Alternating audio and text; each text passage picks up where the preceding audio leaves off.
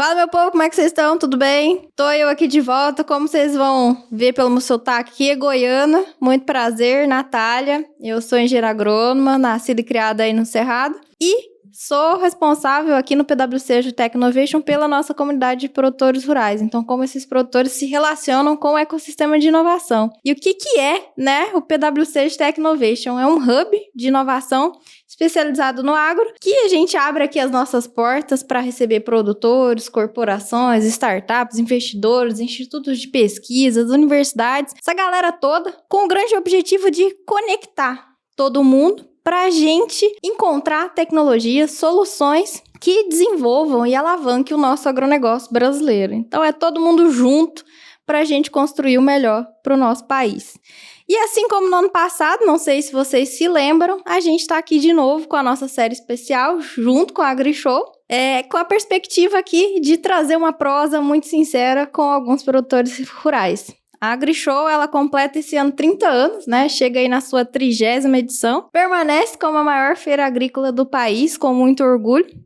E também da América Latina, né? Não só do país.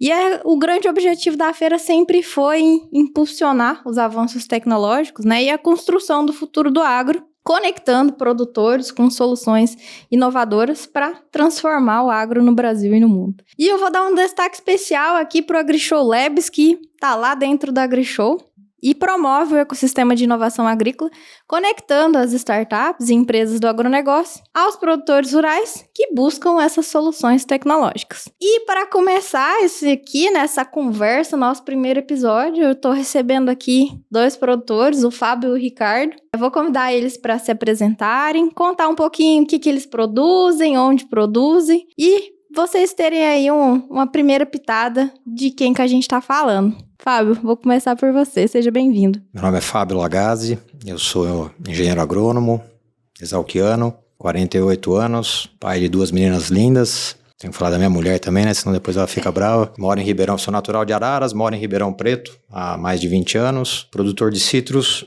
naquela região, Altinópolis, Santo Antônio da Alegria. Produtor de café em Pimenta, Minas Gerais. Junto com a família, a gente também tem uma distribuidora de fruta, de citros de mesa, basicamente. E sou da 2ª geração da família no negócio. Eu sou o Ricardo Crestana, tenho 46 anos, sou engenheiro agrônomo formado aqui na Exalc, sou casado com uma engenheira agrônoma, Simone também, sou pai de 3 meninos e eu sou a 3ª geração da minha família no agronegócio. A gente tem produção de cana, principalmente soja em reforma de cana e amendoim, também na reforma, no município de Pirassununga e nos arredores. Então, 2 sucessores aí à frente dos negócios, tem muita história e a gente sabe que a sucessão, ela é uma realidade que não é tão simples, né? Não é fácil assumir o negócio da família. Queria puxar a nossa primeira conversa aqui, né? Nosso primeiro papo aqui, para vocês contarem um pouquinho pra gente como que é esse desafio de continuar o negócio da família, né? De continuar essa operação, continuar produzindo o que você já produziu e ter essa perspectiva de perenidade também, né? Quais as oportunidades vocês encontraram para alavancar esses negócios também? No caso da minha família, até foi algo, de certa forma, natural. Acho que o negócio agrícola tem isso como um dos pilares, né? Normalmente ele é familiar, ou começa assim, e acaba sendo algo natural. Numa particularidade na minha família, eu sou o irmão mais novo, a gente tem uma diferença grande de idade. Dos 4 filhos, 3 trabalharam no negócio, enquanto meus pais ainda eram vivos, não estão mais aqui hoje. E então foi algo natural, de certa forma, porque a gente entrou, talvez o meu irmão mais velho tenha tido algum choquezinho, alguma coisa, mas quando eu cheguei, a gente já estava... meus pais já buscavam isso, já buscavam que os filhos viessem para o negócio e a gente entrou como funcionário, não existia esse termo, não existia essa oficialização, mas a gente começa querendo ajudar. E foi uma coisa legal porque quando eu cheguei, sendo o último, a gente foi buscar um novo negócio para que eu pudesse atuar e para que pudesse também trazer algum valor maior para o que já existia. E foi aí que a gente começou a distribuição de fruta fresca.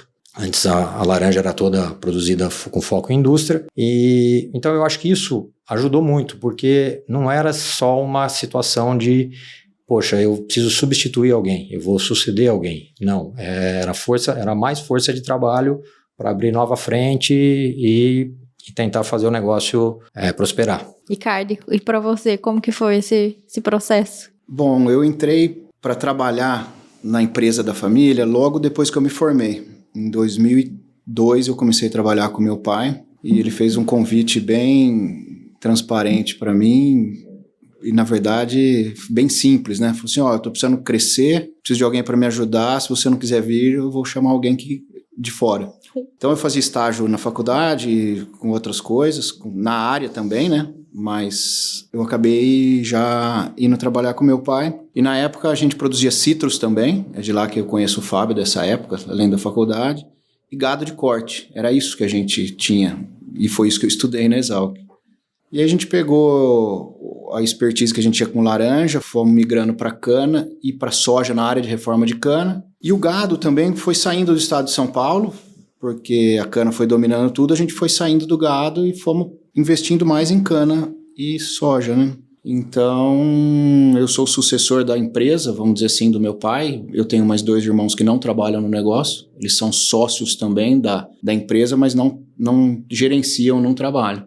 E a gente tem isso razoavelmente bem separado. Diferente do Fábio, que foi fazer um negócio novo, eu fui continuar o que já tinha, fui tentar aumentar o que já tinha. Aí depois a gente migrou por questões de mercado e estratégia nossa. Vocês falaram desse processo aí, né? Um criando um novo negócio, o outro assumindo e, de repente, também descobrindo que teria que seguir outro caminho. E aí, a gente sempre fala, quando fala de sucessão, tá muito ligado com a adoção tecnológica hoje em dia, né? Existe aquela história ainda de quem tá assumindo quer mudar tudo, quer transformar tudo. E como que foi para vocês, assim, né, nesse processo de sucessão? As feiras, né, aí pelo Brasil afora contribuem para isso? Sim, né, começando de trás para frente aí, as feiras, eu acho que elas contribuem muito. Hoje existe um mundo digital aí que ajuda bastante, pelo menos eu ainda adoro frequentar as feiras porque é lá que você encontra as pessoas e vê a coisa mais de perto. E quando foi uma necessidade de mercado, né? Porque houve, no meu caso, quando eu cheguei, a gente foi pesquisar algumas coisas para fazer, não era uma coisa já pronta. Foi numa feira do setor. Tá dando certo, estamos aí até hoje e ainda buscando novas tecnologias, sim, mas hoje já tentando também fazer um filtro disso, do que realmente é importante, do que realmente pode trazer valor, tomando muito cuidado com o ego nessa hora, que são, né, eu tenho uma máquina X, eu tenho uma máquina, um super lançamento. Peraí, vamos trazer isso para a realidade do nosso mercado, né, da nossa economia, do nosso negócio em si e ver se isso faz sentido. Então eu acho que a gente está sempre em busca dessas tecnologias.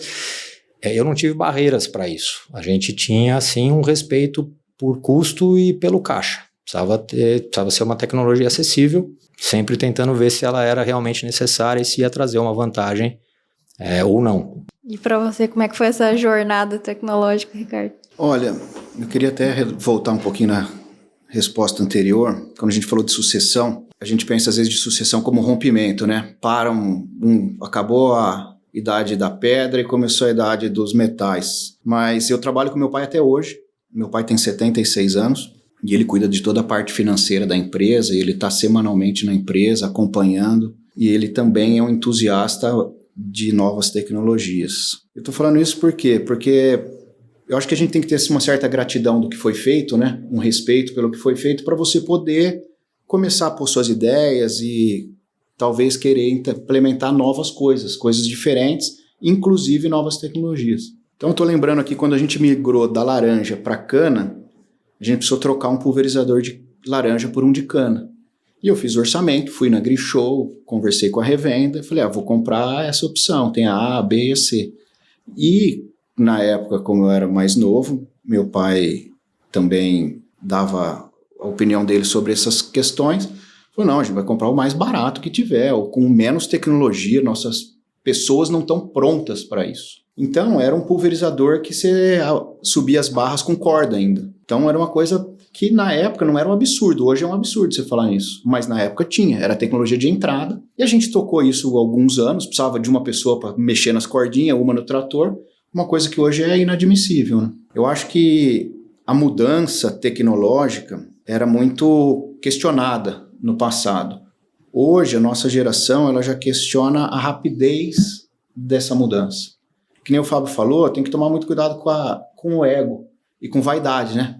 Ah, meu vizinho trocou de pulverizador, vou trocar também. E em São Paulo, para quem mexe com soja e cana, que as propriedades são menores, a limitação geográfica é menor também, é mais difícil você trabalhar. Às vezes você vê aquela máquina que tem no Mato Grosso, que tem uma colhedeira de 40 pés, um pulverizador de 40 metros de barra. Se teu ego te atrapalhar, você vai querer um desse aí, você não vai ter funcionalidade aqui. Então, eu acho que a grande maioria das tecnologias vem para ajudar. Só precisa ver para quem que é. Porque cabe no bolso de um, não cabe no outro. Cabe na propriedade de um, não cabe na propriedade do outro.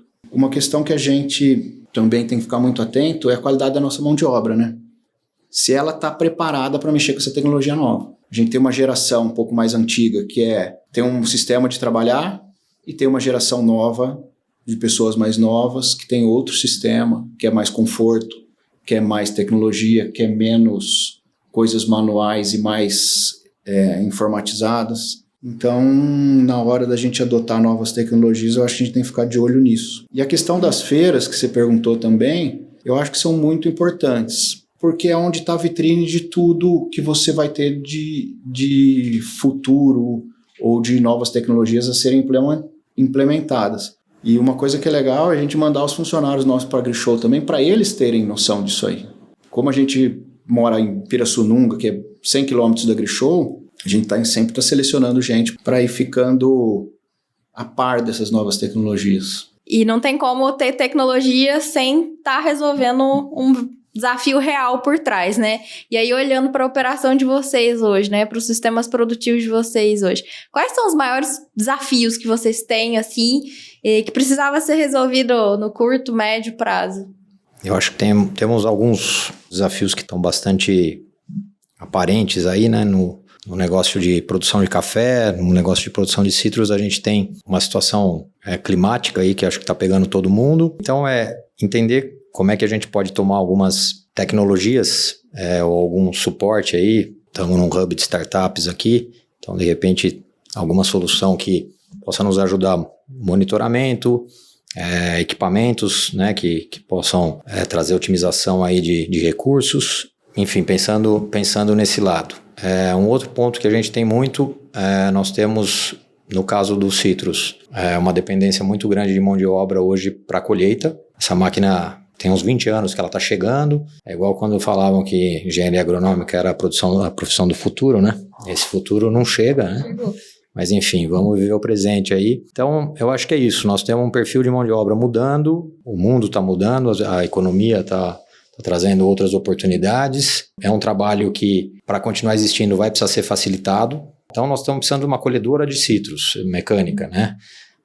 Uma mecanização total. Não sei se ela vai chegar em breve. A gente tem produção de citros nos trópicos, aí tem alguns problemas agravantes que o fato de ter mais de uma florada ao mesmo tempo na planta fica um pouco mais difícil de você fazer essa colheita. Mas até lá a gente vai ter que adotar tecnologias para poder conviver com essa mudança e com essa disponibilidade de mão de obra. Os desafios técnicos da agricultura são resolvidos de uma forma mais fácil. A gente tem Exalc, tem faculdades muito boas aí no Brasil, tem técnicos muito bons que conseguem pesquisar, instituição de pesquisa também, e disponibilizar para a gente a tecnologia e a técnica que a gente necessita. Eu acho que, sem querer parecer clichê, nem chavão, esse tipo de coisa, o grande gargalo nosso hoje é a mão de obra. A velocidade que a indústria de máquinas, a velocidade que a pesquisa solta as novas tecnologias, ele é muito maior do que a gente consegue implementar.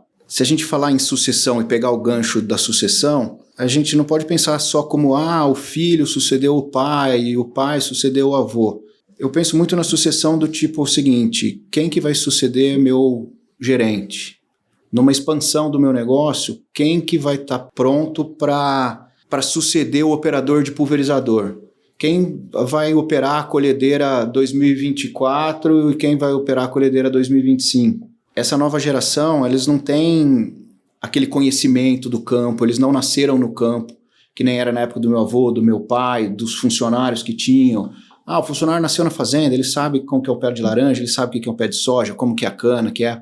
Às vezes você pega uma pessoa que não tem passado nenhum agrícola. Então não tem, meu avô sempre trabalhou com campo, eu aprendi a gostar. Então isso já é um gargalo a mais, é um ponto de intersecção que tinha antigamente que não tem hoje. A preparação da mão de obra para usar toda a tecnologia que a gente tem e toda a tecnologia que está por vir é o grande desafio nosso. E é interessante, né? Porque aqui no Hub a gente sempre está interagindo com os produtores.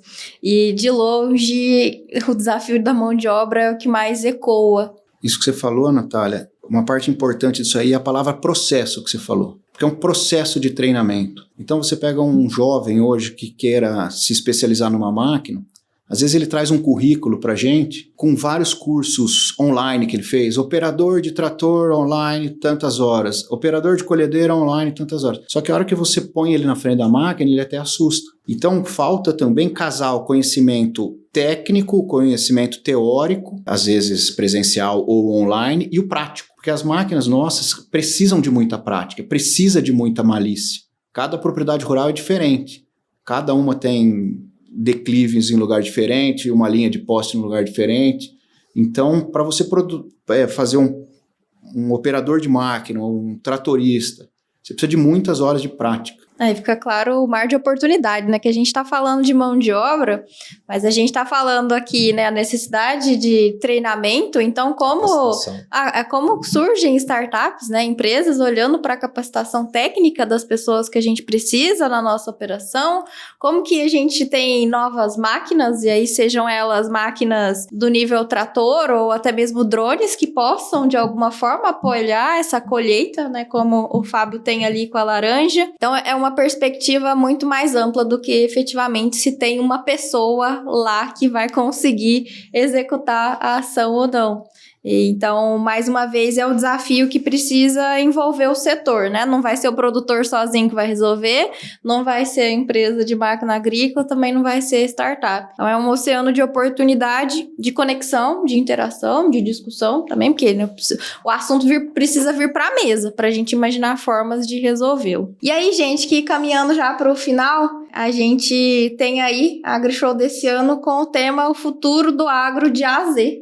Pouco do que a gente estava falando aqui, mas olhando, né, para o negócio de vocês, para a AgroLagaze, para a Agrocantareira, como que vocês veem esses negócios daqui a alguns anos, né? O que vocês esperam alcançar até lá e o que vocês esperam é que os sucessores de vocês consigam executar também ao longo dos anos para manter esse negócio perene?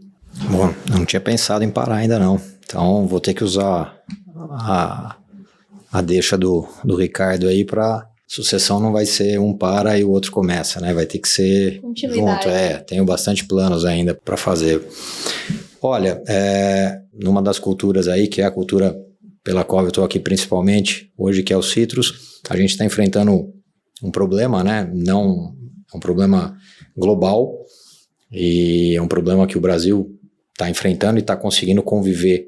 Por 20 anos aproximadamente ele conviveu brigando com isso nos mesmos locais e agora estamos tendo que migrar a citricultura para regiões virgens de citros, aí, vamos chamar assim, enquanto a tecnologia de ou genética ou, né, de combate aí à doença chega.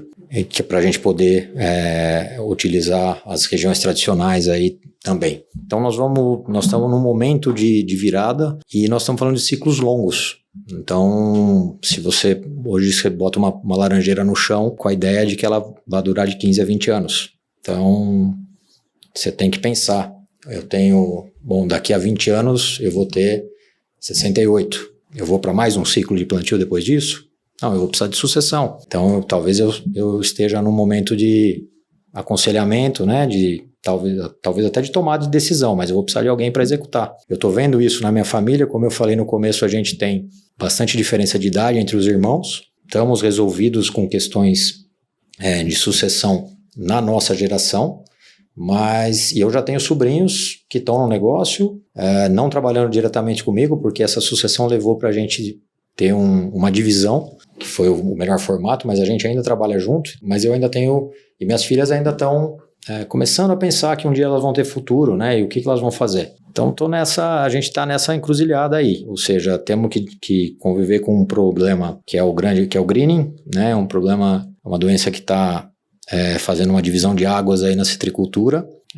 Acho que a gente vai conseguir achar o caminho para conviver com isso e atravessar, mas isso vai levar tempo. Essa situação, a gente precisa de gente nova no negócio, a gente precisa de tecnologias novas para poder estar falando de citros daqui a 10, 15 ou 20 anos de novo. E você, Ricardo? Como que é o futuro da agrocantareira? Bom, essa pergunta aí eu não sei te responder. Ponto final.